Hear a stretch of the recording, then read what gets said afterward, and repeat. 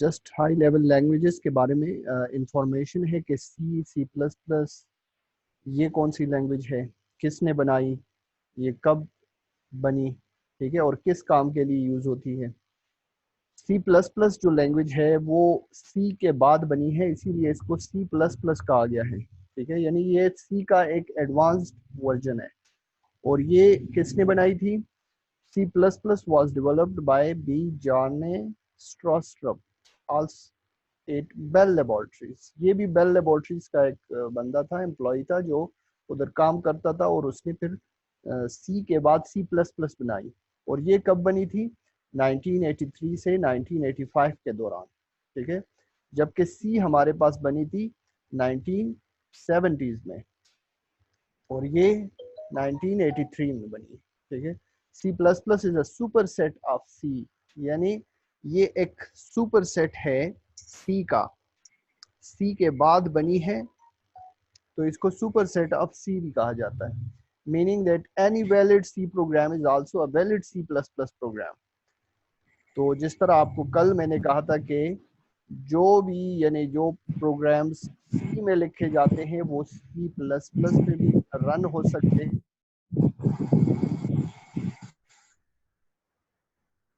ठीक है। तो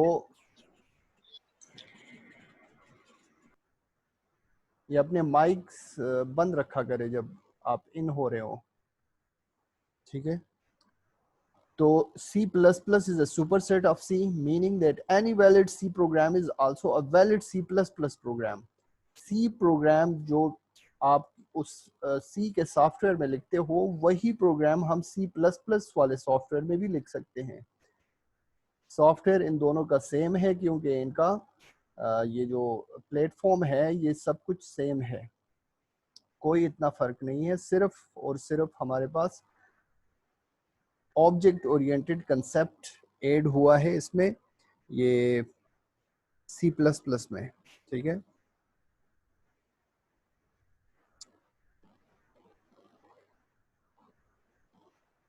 The purpose of developing C++ was to provide programming facilities to easily and quickly write more powerful programs.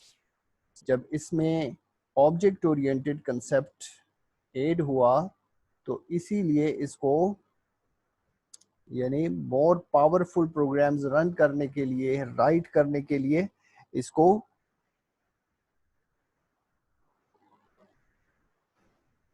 Develop किया गया था, ठीक है। यानी C++ जो है वो एक पावरफुल लैंग्वेज है, किसके बदले? सी के बदले।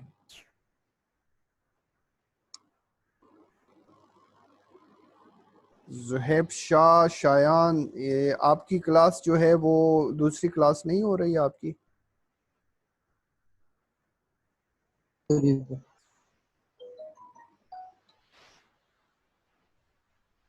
इस टाइम आपकी दूसरी कोई क्लास नहीं हो रही? अच्छा, इसके बाद हमारे पास एक लैंग्वेज आती है विजुअल बेसिक, ठीक है। हमारे पास सबसे पहले बेसिक लैंग्वेज हुआ करती थी, वो एक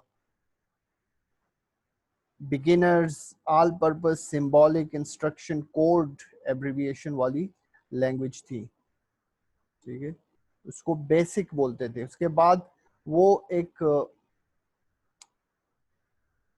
स्ट्रक्चर लैंग्वेज कहलाती है, लेकिन विजुअल जो है, विजुअल का मतलब है यानी देखने की हद तक, विजुअल आई साइट को बोलते हैं, यानी इसमें ग्राफिकल यूजर इंटरफेस ऐड किया गया। ग्राफिकल यूजर इंटरफेस यानी जिस तरह आप आजकल के सॉफ्टवेयर्स देख रहे हो जिसमें कोई बटन होता है और बटन एक स्पेसिफिक काम करता है, आप बटन को क्लिक कर लेते हो तो आप उससे काम लेते हो, या उसमें कुछ एंट्री करते हो, ठीक है, उसको सेव करते हो, उसको ऐड करते हो, डिलीट करते हो, तो ये माउस के जरिए और बटन के जरिए आप उस पर काम कर सकते हो। तो ऐसे सॉफ्टवेयर जो है वो विजुअल बेसिक में बने। Visual basic is a high level language which evolved from the earlier version called basic। जो आपको मैंने कहा पहले बेसिक हुआ करता था, उसके बाद हमारे पास विजुअल बेसिक आया। बेसिक एब्रीविएशन था beginners, all purpose, symbolic, instruction, code. तो ये एक बिगिनर्स के लिए एक लैंग्वेज थी जिसको बेसिक कहा गया, ठीक है। और ये एब्रिविएशन है beginners all purpose symbolic instruction code का।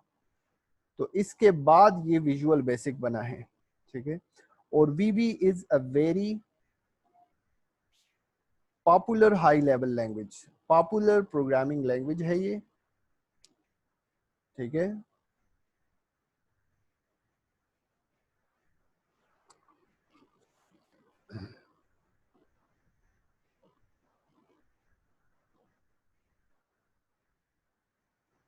ये एक बहुत मशहूर प्रोग्रामिंग लैंग्वेज है for writing Windows and web application. Windows में आप कोई भी एप्लीकेशन यूज़ करते हो, ज़्यादातर इन्वेंट्री जो एप्लीकेशंस हैं जो कि स्टोर्स वगैरह में आप देख सकते हो या बैंक्स में देख सकते हो, स्कूल्स में देख सकते हो, ठीक है, जो जिसकी मदद से आप बहुत सारे काम कर सकते हो, यानी एक सॉफ्टवेयर बना हुआ होता है। तो वो ज़्यादातर विजुअल बेसिक में बना होता है, ठीक है। वेब एप्लीकेशन के लिए भी ये यूज़ होता है। It provides a graphical development environment to programmers to develop powerful Windows and web applications. Graphical development environment, इसमें क्या होता है कि इस तरह आपके पास बने बनाए चीज़ें होती हैं। अगर आपने कोई टेक्स्ट बॉक्स इंटर करना हो तो इधर से आप टेक्स्ट बॉक्स उठा के इस तरह टेक्स्ट बॉक्स पेज पे इंटर कर लेते हो, ठीक है। फिर उसके पीछे कोडिंग होती है, यानी उसको क्लिक करके आप उसके पीछे यानी प्रोग्राम लिखते हो कि इस टेक्स्ट बॉक्स ने क्या करना है, इसने डेटा लेना है यूजर से, ठीक है। और इस टेक्स्ट बॉक्स में आपने कुछ लिखा तो उसको अगर कुछ करना है तो वो क्या करते हैं, वो अगर आप इस तरह कोई बटन बना लेते हो कि उसको ऐड करो या रिमूव करो या डिलीट करो, ठीक है। तो बने बनाए बटन्स होते हैं उसमें, और वो आप इसमें इंक्लूड कर सकते हो। और इसके पीछे फिर प्रोग्रामिंग होती है, बैक एंड जिसको बोलते हैं, ये फ्रंट एंड कहलाता है। और इसके पीछे जब कोडिंग करते हैं तो वो बैक एंड कहलाता है, ठीक है। तो इस तरह ये ग्राफिकल डेवलपमेंट एनवायरनमेंट प्रोग्रामर्स को प्रोवाइड करता है, जिसमें वो पावरफुल विंडोज और वेब एप्लीकेशंस बनाते हैं। कोई भी एप्लीकेशंस, आपने बहुत सारे एप्लीकेशंस देखे होंगे जिसमें बटन्स होते हैं, जिसमें फॉर्म टाइप चीज होती है, जिसमें आप कुछ एंट्री करते हो, जिसमें आप कुछ प्रिंट करना चाहते हो, जिसमें ऐड करना चाहते हो, डिलीट करना चाहते हो, जो भी काम है वो बटन या किसी भी चीज के जरिए, किसी भी आइकन के जरिए उसको क्लिक करके आप करते हो। तो वो क्लिक करने का जो आप काम कर रहे हो उसके पीछे कोडिंग हुई होती है। तो ये visual basic type programming languages में हम कर सकते हैं, जो ग्राफिकल डेवलपमेंट एनवायरनमेंट हमें प्रोवाइड करता है। और पावरफुल विंडोज और वेब एप्लीकेशंस हम इसमें बना सकते हैं, ठीक है। VB is commonly used for developing business programs such as payroll system, payroll system बना सकते हैं हम, इन्वेंट्री कंट्रोल सिस्टम बना सकते हैं, ठीक है। पेरोल का मतलब है ये जो हम ऐसे बहुत सारे ऑर्गेनाइजेशंस हैं जो अपने एम्प्लॉयज का डेटा रखते हैं, उनकी सैलरीज को एग्जीक्यूट करना, ट्रांजैक्शंस उसमें होती है, ठीक है। बहुत सारे काम होते हैं, अटेंडेंसेस होती हैं, ये सारी जो एप्लीकेशंस हैं ये बन सकते हैं विजुअल बेसिक में। इसको वीबी बोलते हैं, वीबी, विजुअल बेसिक, ठीक है। या इन्वेंट्री कंट्रोल प्रोग्राम्स, स्टोर्स में आप ये उनके जो स्टफ होते हैं, जो सामान होता है, जो जो वो खरीदते हैं, वो अपने पास स्टॉक रखते हैं, उसका सारा डेटा जो वो इंफॉर्मेशन होती है वो एक सॉफ्टवेयर में वो रख देते हैं, तो उनको अंदाजा होता है, ठीक है।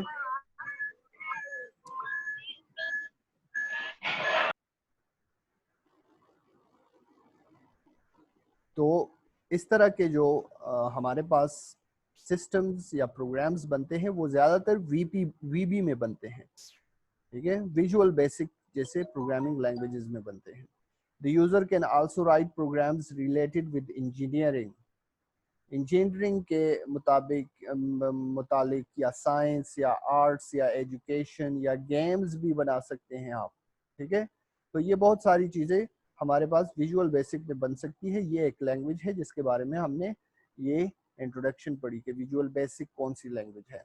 एक हाई लेवल लैंग्वेज है जो कि बेसिक के बाद बनी है, beginners all purpose symbolic instruction code जिसका एब्रिविएशन है, ठीक है। और पावरफुल विंडोज और वेब एप्लीकेशंस के लिए विजुअल बेसिक यूज होती है, ठीक है।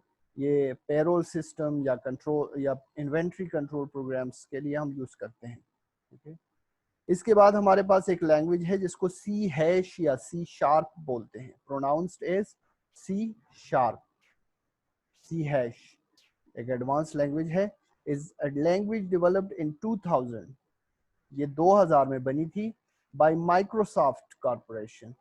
माइक्रोसॉफ्ट, ये जो बिल गेट्स की कंपनी है, इन्होंने ये लैंग्वेज बनाई थी, सी हैश या सी शार्प।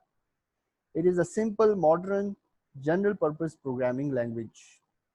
ये एक आसान, सादा और जदीद जनरल पर्पस, हर काम के लिए, हर मकसद के लिए इस्तेमाल होने वाली लैंग्वेज है, एक प्रोग्रामिंग लैंग्वेज है, ठीक है। जनरल पर्पस प्रोग्रामिंग लैंग्वेज का मतलब है हर मकसद के लिए आप इस्तेमाल करते हो, कोई भी सॉफ्टवेयर, कोई भी एप्लीकेशन बना सकते हो, वेब हो, चाहे वो ऑनलाइन कोई फॉर्म्स वगैरह हो, चाहे कुछ भी आप बना सकते हो इस सी हैश या सी शार्प की मदद से। ये कोई स्पेसिफिक लैंग्वेज नहीं है कि किसी खास काम के लिए हम यूज़ करते हैं, हर काम के लिए, हर मकसद के लिए, जनरल आम इस्तेमाल के लिए हम यूज़ कर सकते हैं। Syntax of C hash is very similar to C and C plus plus. इसीलिए मैं आपको कहता हूं कि अगर आपने सी सीख ली तो आप बहुत सारी लैंग्वेजेस सीख सकते हो। सी अगर आपने सीखी तो सी प्लस प्लस सीख सकते हो, इसके बाद सी हैश सीख सकते हो, इसके बाद जावा सीख सकते हो, क्योंकि ये बुनियादी जो लैंग्वेज है हमारे पास सी लैंग्वेज है। और अब हम अभी जो पढ़ने जा रहे हैं तो बहुत इम्पोर्टेंट है। तो सिंटैक्स इनका जो है, सिंटैक्स हमने पढ़ा था, किसे कहते हैं? कोई बता सकता है व्हाट इज सिंटैक्स? शाबाश। पहला टॉपिक हमने पढ़ा था इस चैप्टर का, सिंटैक्स, साइंटैक्स और सिमेंटिक्स। किसे कहते हैं? सर उसका डायरेक्टरी सर, जहाँ पे उसकी फाइल मतलब कि जहाँ से वो शुरू होगा सर, या जहाँ पे वो परफॉर्म होगा।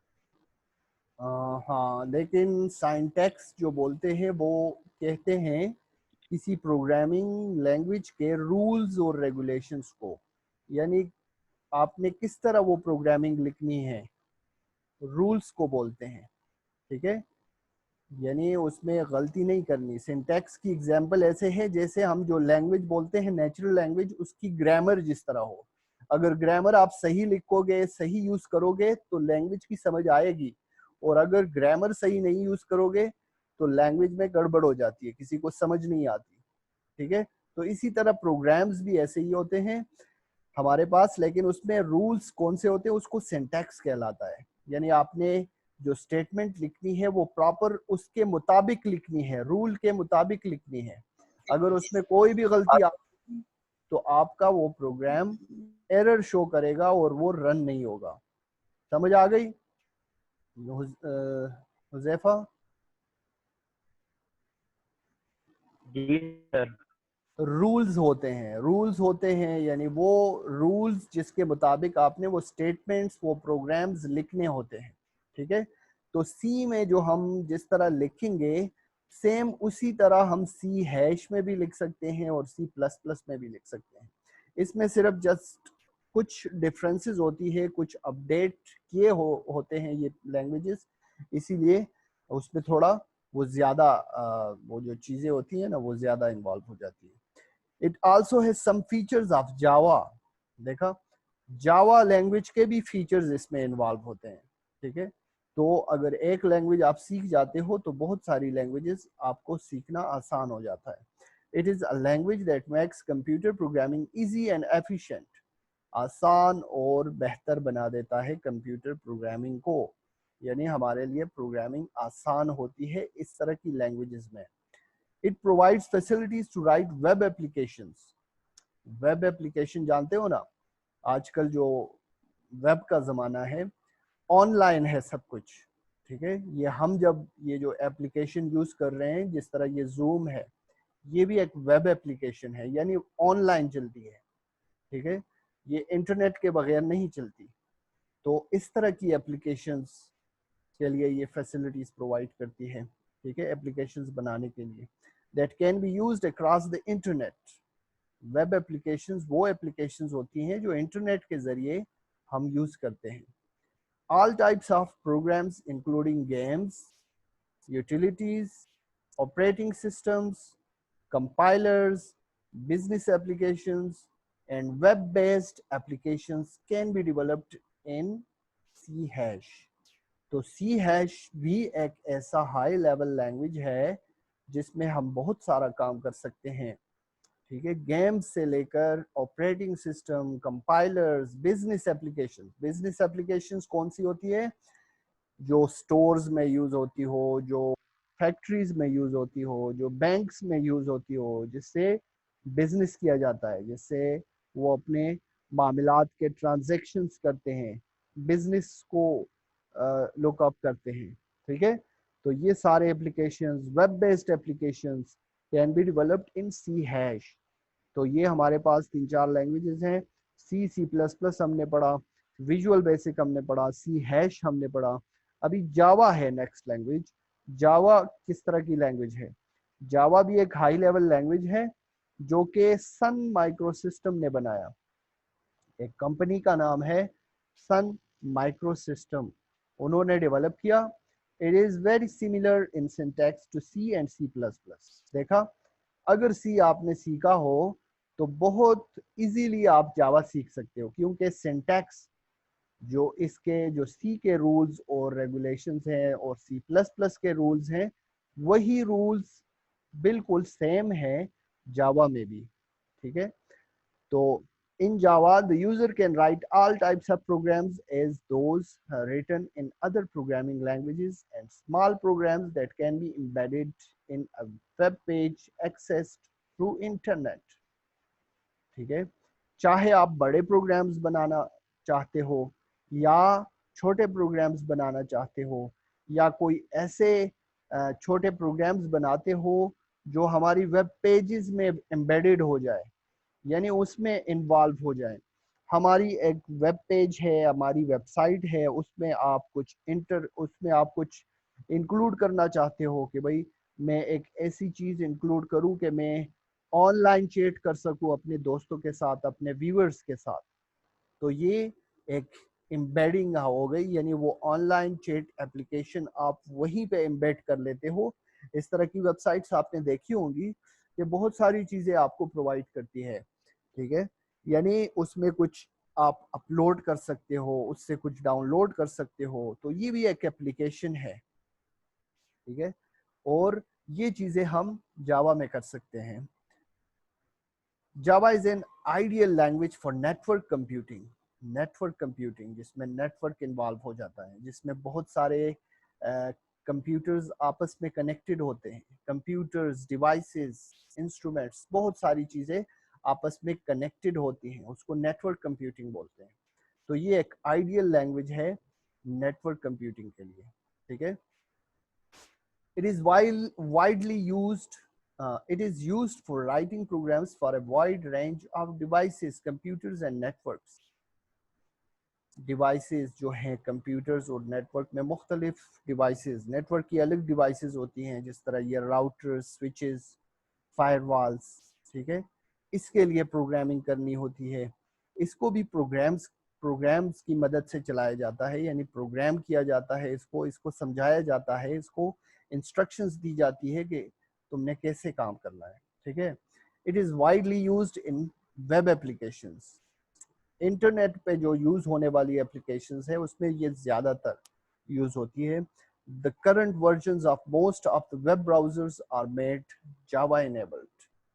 हमारे जो वेब ब्राउजर्स हैं, जैसे गूगल क्रोम हो गया, मोजिला फायरफॉक्स हो गया, ओपेरा हो गया, सफारी हो गया, ये वेब ब्राउजर्स कहलाते हैं, जिसके जरिए आप वेब पेजेस देखते हो, सर्च करते हो।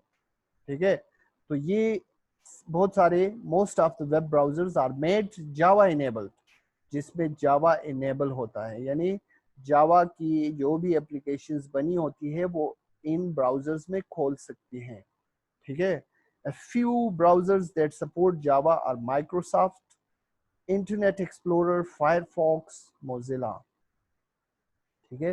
इंटरनेट एक्सप्लोरर है हमारे पास एक वेब ब्राउज़र, फायरफॉक्स है, मोजिला है, बहुत सारे वेब ब्राउज़र्स हैं। तो ये सारे जो है ना ये जावा को सपोर्ट करती है, ठीक है। तो ये जस्ट एक ओवरव्यू था, एक इंफॉर्मेशन थी इन लैंग्वेजेस के बारे में, एक हाई लेवल लैंग्वेजेस जो हमारे पास पॉपुलर हाई लेवल लैंग्वेजेस हैं, जिस तरह सी प्लस प्लस है, विजुअल बेसिक है, सी हैश है, जावा है, किसने बनाई थी, कब बनी थी, किस काम के लिए यूज होती है, किसके लिए बहुत ज्यादा मशहूर है, उससे हम क्या क्या काम ले सकते हैं, ठीक है। तो ये आपने पढ़ना है फिर, और जस्ट फॉर द इंफॉर्मेशन, और क्वेश्चंस भी आ सकते हैं, ये जस्ट थ्योरेटिकल क्वेश्चंस हैं आपके पास, ठीक है। अभी अपने मेन टॉपिक की तरफ बढ़ते हैं, जो है हमारे पास कंपाइलर एंड इंटरप्रेटर। बहुत इंपॉर्टेंट टॉपिक है और लाजमी क्वेश्चंस भी आते हैं, और ये आपने सीखना है कि कंपाइलर है क्या, किस चीज़ का नाम है, क्या काम करता है, और सी लैंग्वेज में इसका क्या काम है, ठीक है।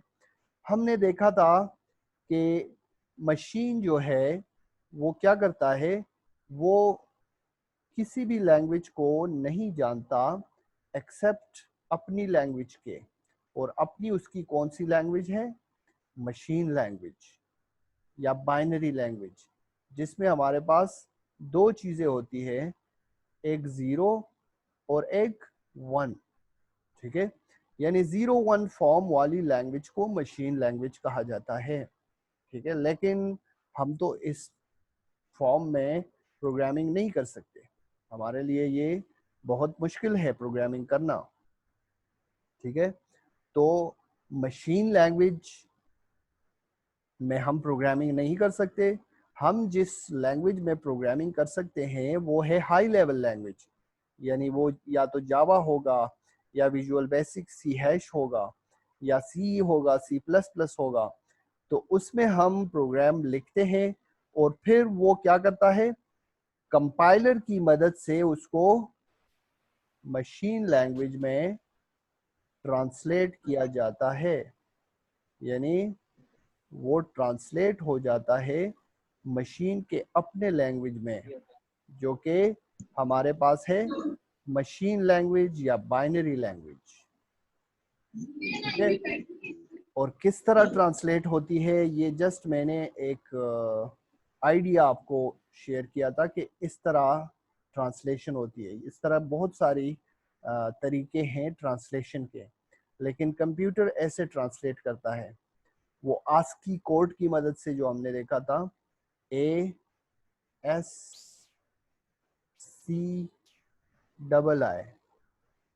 ए से अमेरिकन, एस से स्टैंडर्ड, सी से कोड, आई से इंफॉर्मेशन, आई से इंटरचेंज, ठीक है।